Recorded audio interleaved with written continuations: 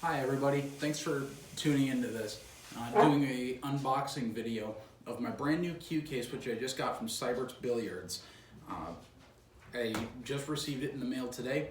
It is the Instroke Geo 3x7 pool cue case. First of all, big shout out to Rick at Seyberts Billiards.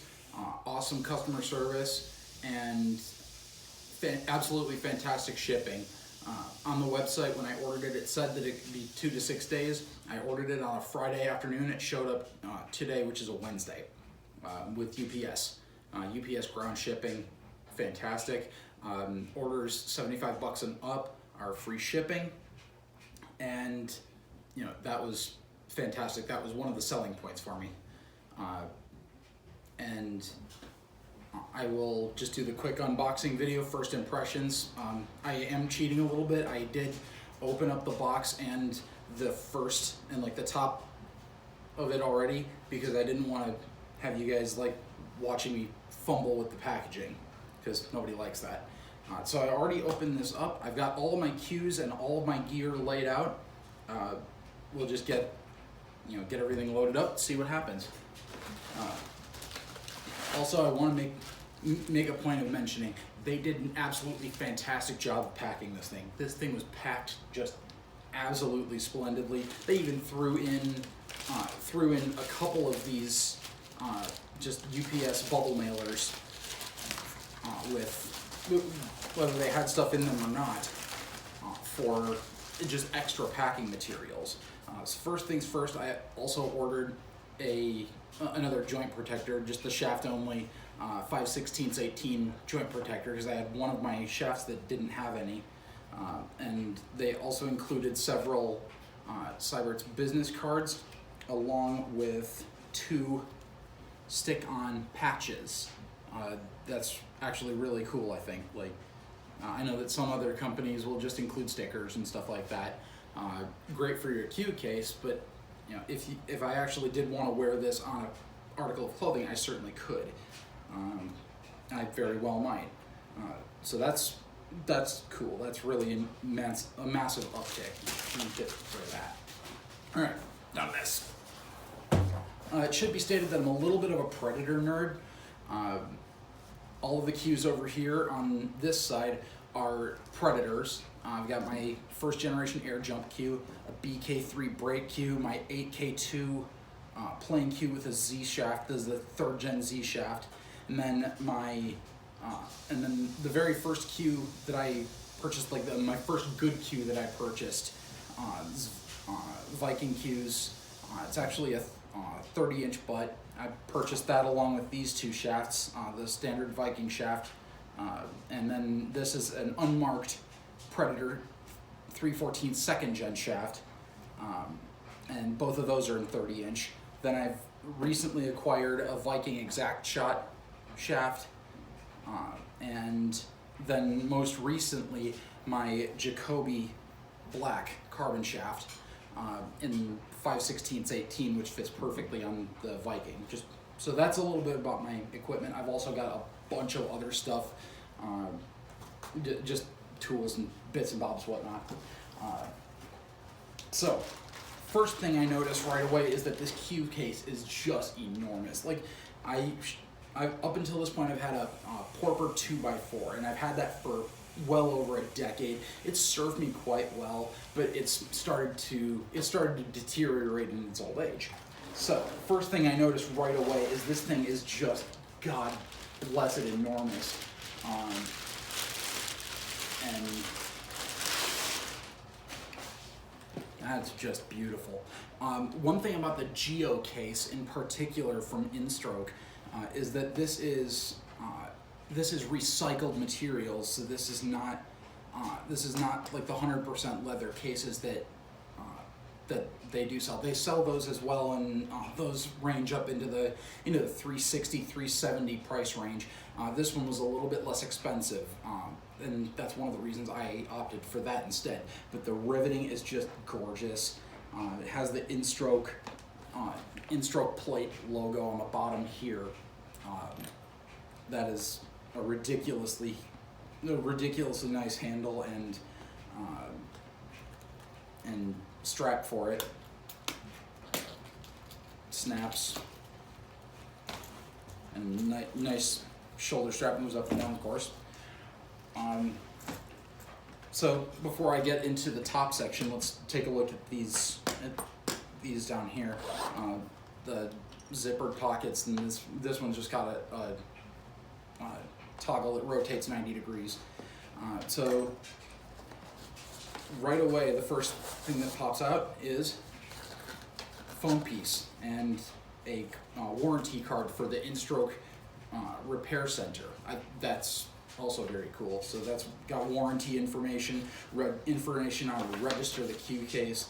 That's pretty cool. You know, I've never seen anything quite like that, and it has a separate side zipper pocket as well. So already 1 and 2, presumably this would be for just for easier access to my jump cue or other little bits and bobs. And then the same thing here, pull out the foam. And this is a much harder, much stiffer material than what my other cue case was. My other cue case was leather, but this just doesn't seem like it has quite as much give. I don't know if I'm gonna not like that or not. We'll see what happens. So then we move up the chain a little bit. And again, a 90-degree toggle to open up the top section here. As I said, this is a 3x7. So the three cue butts, 1, 2, 3, will sit in the middle of it. I can see if I can get I don't know if I can get a really good view of what this actually looks like. So I'm gonna grab the tripod and bring it on over here just for a moment. Yep. Welcome to my basement, kids. Okay, so we're seeing the three butts, 2 shafts on one side, and then it will fit 5 on the other. 1, 2, 3, 4, 5. And there's nothing in here at the moment, of course, but then we'll go with it. We'll check that out. It also comes with a small luggage tag, just on a little false leather lace there, and a top handle. Again with the snaps, same snaps that are on the side here. All right, let's get back to business. Oops. Flimsy little tripod. All right.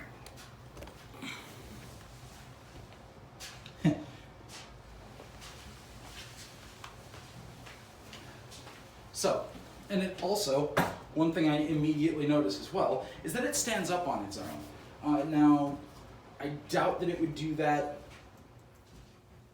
normally. So that's new to me, but it also has a much larger footprint than my last one. So let's take a look here and see how these cues go in. First, I'll start with my. Oh, I can actually just throw that on the last shaft right now. For those of you that don't know, with Viking cues, the Viking quick release joint is a 5/16 18 pin, so you can use 5/16 18 shafts on it, but the front half of the joint, or the front little over half of the butt end of the cue, the male end of the joint, will go in, and then it will grab the threads. So that's how that'll work. So we'll start with my brake cue. Now, I have been told that on this case they can go in point end first, or male end of the shaft, or male end of the joint first, or butt end first. I'll check and see what we got here. Let's first obviously just go in butt end first, or tip first, doy. Now that, with this is a 29-inch butt, and it sits in there with probably about 1.5 to 2 inches, a little bit above where my thumb, so my thumb goes down in there from where hits down there at the bottom, it's down almost to my knuckle of clearance for that butt, which is kind of cool. And that means that's easy access. Let's check to see now if this one will go. Now this one, this is the BK3 with a sport wrap. That may affect how this one drops in here. Can drop it in, twist. Oh wow, that's actually perfect. So I don't know if you saw that. I'll give that another shot. And it just drops in there, nice and easy. So it's full thickness all the way down. That's pretty stellar. And that's also awesome if you don't use joint protectors. Now, me personally, I'm never going to have another cue without joint protectors. The only exception is on my jump cue. In this case, my jump cue butt breaks apart. This is a unilock quick release joint.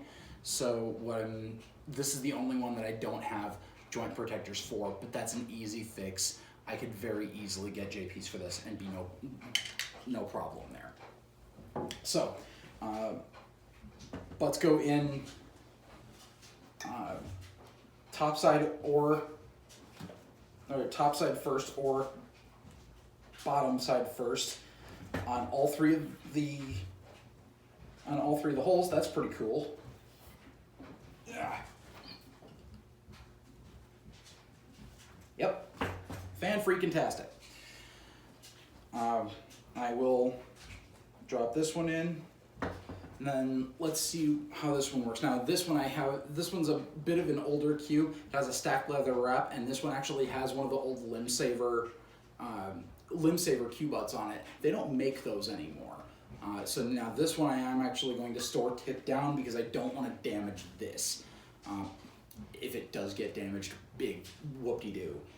But just for ease of it. Now this one, my playing cue, my Viking, is a 30-inch cue. So that one's 30-inch butt. And with this little extra bit on here, plus the joint protector, it does sit up in this a little bit. But there is, again, a little bit of distance here. And if I was to close on this, it closes perfectly, even with having that little bit of extra squish there. I believe this is measured for up to a 31-inch cue, like 31-inch cue butt or shaft, either way. And now, so I've got all three of my cue butts in there. Now I just figure out, okay, which one did I put where? Okay, the BK3, so get the shaft in there. With shafts, it only makes sense for me to store them tip down. I will throw my jump shaft in there, in my Z shaft, and then get these couple of shafts in here, and these are the shafts that I play with frequently, and they will be mostly be coming out more often. So as a 3x5, it looks just perfect. Then I've got the space for the 2 additional shafts in here, like that, and slide home. And oh my god, okay, so that does get actually pretty darn heavy having all of those cues in there, but I don't know if you can see that, but they're all in there, nice, snug as plug and rub. What I think I might do instead is I will change that around and then drop my playing cue, my Viking, in the dead center of everything, and that way, just for my own personal preference, it's all there, and I can access it very easily as I please. Close it up, bang, done. So now we get onto the bottom section of everything. This side pocket looks like it is the absolute perfect size for my jump cue butt. Okay, that's a little sad. Now I'm guessing that it doesn't always take into account that a player may have a cue or may have a jump cue that the butt splits into two pieces. No biggie. Just keep the other piece in the main or in this other zippered part of the case. Yeah, trying to stick both pieces of the jump butt into that side bit doesn't appear to work, but it seems to work out just fine the other way around. Now, what I am noticing on the inside of this bottom, part of the case, this bottom pocket, the riveted bit on the inside of the case. Now, this is not lined, with anything else, so that I don't know if that would cause any damage to what you've got going on for the case itself. Like if you keep your, like the second part of your jump butt in there, that's up to you. Me personally, I keep a towel in there, in addition to keeping one on the outside of my case. I may amend that here for the future, just simply because I may not have the space to carry all of my whatnots and doojiggies and all the other stuff. Because I carry tip tools and the magic cloth thing. Just carry all this junk in a little baggie, and that stays nice and neat in the bottom of the cue case. That's packed to the gills. That's not, so nothing else is going in there. Then everything up top. Some people don't like having a chalker. Like me personally, I like it. It's part of my pre-shot routine at this point. And I'm just used to, grab the chalk, use it. I don't need to chalk with this one as much because this is the Kamui chalk. This is an old, I think this one was like the old Q-Tech chalker. So that one fits in there nice and snug. A couple of gloves just in case, my old Predator glove, and then my newest one, which I just got for my birthday from my sister-in-law. So keep a couple of those in there. We go nice and snug. Keep that little guy. And then I don't usually take this along with me. I used to, but I've actually found a good way to keep my cues upright when I'm playing. I've actually started attaching a tripod to my case directly, which is kind of neat. I can post a little bit more about that later. So then everything is nice and snug in there. It is rather heavy because, of course, not only is it made of more sturdy material, but it's also got 3 butts and now 7 shafts plus jump cue and all the other bits and bobs in there. Go Cubs. Let's see what the best way to attach that might be.